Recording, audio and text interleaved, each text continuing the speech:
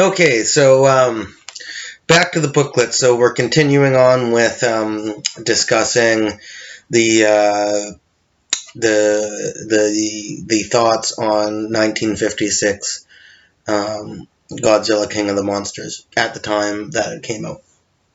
So through the magic of montage, Godzilla King of the Monsters starred Raymond Burr a year after his turn as the killer in Hitchcock's Rear Window.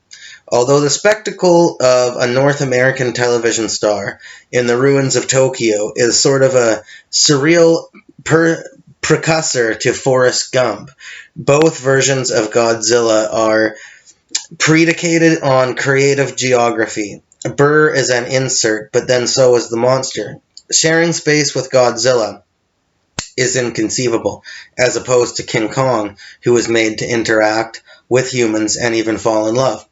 Godzilla is like a Matthias Grunewald altarpiece, where the humans are shown in perspective, but the monsters are garish and flat, as in the defiguration paintings of Situationist Asger Jorn.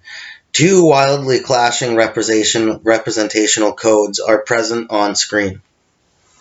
For the Japanese audience, however, Godzilla successfully dramatized the monstrous rupture of World War II and its aftermath by integrating the fantastic and the everyday. Much of the movie is coded naturalism, specifically the emphasis on civil defense and collective solidarity in the face of purposeless mass destruction. Godzilla is filled with images of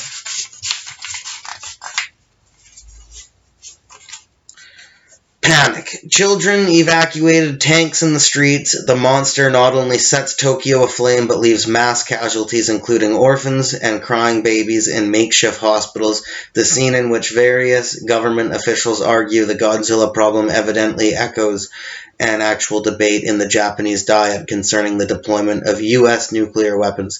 This is no play or movie, a reporter explains, asking, will the world be destroyed by a 2 million-year-old monster?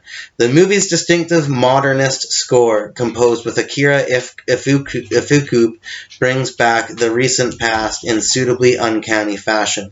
Toho enjoyed a close connection with the Japanese military during the war, and Ifukube drew on the studio's sound archive. Godzilla's havoc was synthesized from samples of Japanese fighters, firearms, and bombs. Yes, now as I say in the movie, yeah, I mean, as much as Godzilla, the creature, is top notch for the time and looks super cool, and like the technical achievement for the time and all of that. It's got heavy metaphors in the movie, as I said too, but there are some edgy scenes and some fairly disturbing moments, like especially for the time. You have to remember audiences watching this movie at the time, so there's definitely that to put into play. While watching this movie or reviewing this movie. Godzilla was a way to imaginatively portray and even exercise not just the atomic attack, but also World War II in general, and to assuage more contemporary nuclear fears, as noted by Japanese film critic Toyomasa Kobayashi. Recent anxieties were a factor in the movie's appeal, for people finally experiencing economic recovery after a war that decimated the country to burnt land. The spectacle of Gojira's urban destruction was exceedingly realistic, without doubt. This was one of its major charms. Like King Kong, Moby Dick, or the shark in Jaws, Godzilla is a nexus of threats and associations. The monster is clearly the objectification of nuclear war, but just as the epidemic in Camus, the plague, is not simply the German occupation of France, it's also something more. Godzilla has been called the greatest star the Japanese movie industry ever produced, with a star's magical ability to reconcile contradictions, combining the Japanese term for whale, Kujira, with the English loanword gorilla. The name Gojira has a subtly foreign flavor, and is written with the characters the Japanese use for loanwords. The cultural anthropologist Anne Allison refers to Godzilla in psychoanalytic terms as a symptom. The monster may initially appear as an alien element, but is ultimately experienced as intrinsic to Japan's national identity, specifically Japan's new national identity. The bomb triggers Godzilla's aggression, transforming an innocent Jurassic creature into a force of primeval destruction.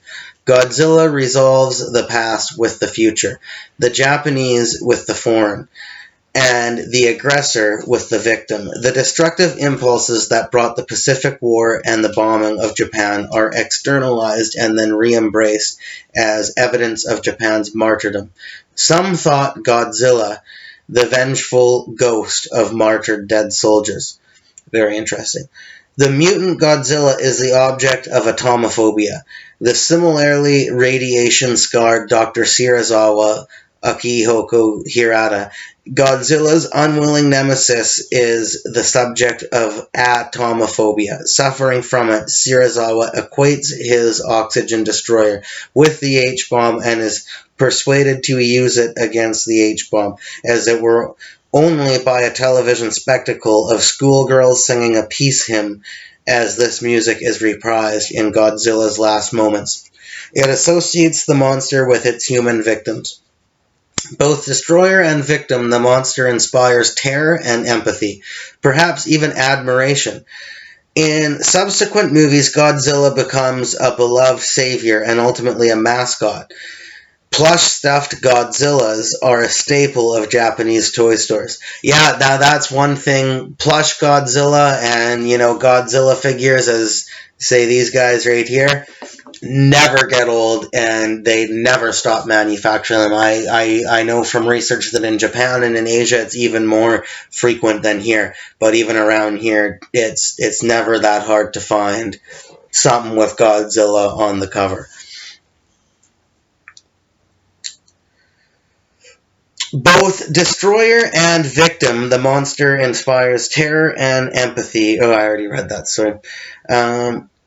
Okay, yes, the plush stuffed Godzillas are a staple of Japanese toy stores. The monster mutates into a teddy bear, but perhaps it always was.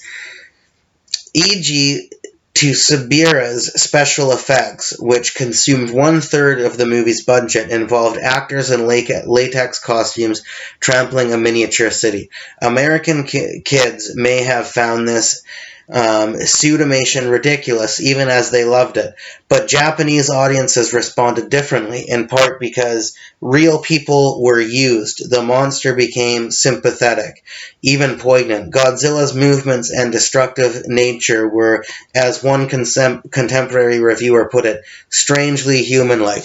Yeah, and that's another really cool thing about the whole old Godzilla movies in general, is I love the idea how, they're these big, huge, giant costumes. I mean, they make them up to look bigger in the movies, of course, just with framing and camera work and composition, but they really are like these big giant costumes with these guys, operating them in the center. And I find that just super cool. And, it almost looks, it does look more real and more authentic sometimes than fully CGI monsters in a lot of ways, just because it has those true movements and those real, kind of flawed characteristics that all real living things kind of tend to have when they're moving. Like, things aren't always as swift as the computer generated stuff presents it to be. Thus, Godzilla transformed the trauma of the war into fun or art. Ultimately, Honda's movie belongs with Alain Resnais's Hiroshima Mon Amour. 1959, Stanley Kubrick's Dr. Strangelove. 1964, love Dr. Strangelove. It's one of the best movies of all time and one of the funniest movies of all time. And Bruce Connor's Crossroads, 1976, as a daring attempt to fashion a terrible poetry from the mind-melting horror of atomic warfare. as that's right, all of those movies came out around that time. So that's the end of the main story, but we just got at the very back ending off, we have a little bit of just a conclusion to all of this, and I just like to read that too. It's called About the Transfers. Godzilla is presented in its original aspect ratio of 137-1, and Godzilla King of the Monsters represented in the aspect ratio of 1.37-1. On widescreen televisions, black bars will appear on the left and right of the image to maintain the proper screen format. The new high-definition digital transfer of Godzilla was created on a Spirit Dactyne from a 35mm fine-grain master positive struck from the original camera negative, which no longer exists. The new high-definition digital transfer of Godzilla King of the Monsters was created from a 35mm fine-grain master positive and a 16mm dupe negative. Thousands of instances of dirt, debris, scratches, splices, warps, jitter, and flicker were manually removed from both films using MTI's DRS and Pixelform's PFC Clean, while Image Systems' DVNR was used for small dirt, grain, and noise reduction. I've read about that before. The grain and the dirt and the hairs that get caught on old celluloid film that was strenuous work to either eradicate and can still be found as almost Easter eggs or flaws or whatever you want to have, however your perspectives want to call them on old films.